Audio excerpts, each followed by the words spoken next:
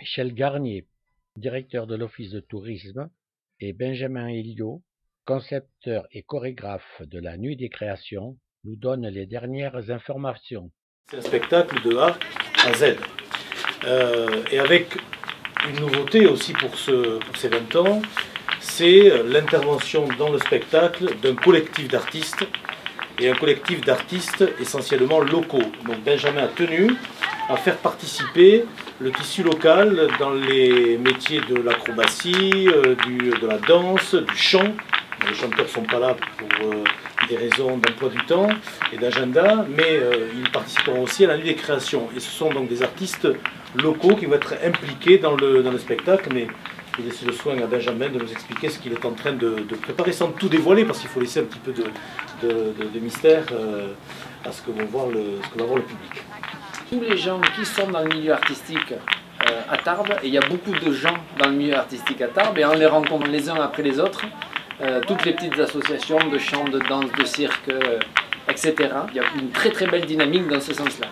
Donc il est, pour ces 20 ans-là, et peut-être après, de rendre ça plus périn, et parce que c'est une notion, je pense, qui est porteuse dans le sens où ce sont des jeunes qui ont des vraies passions dans différents domaines, inestimables, qui ont vraiment envie de participer au festival et de rentrer dans une aventure, l'aventure d'une ville pendant l'été, et l'aventure de ce partage autour du cheval et du partage des différentes disciplines. C'est-à-dire ne pas arriver à proposer un spectacle uniquement avec des choses équestres qui comblent les gens qui sont de l'équestre, mais qui pouvaient laisser peut-être sur leur faim les gens qui ne sont pas sensibles.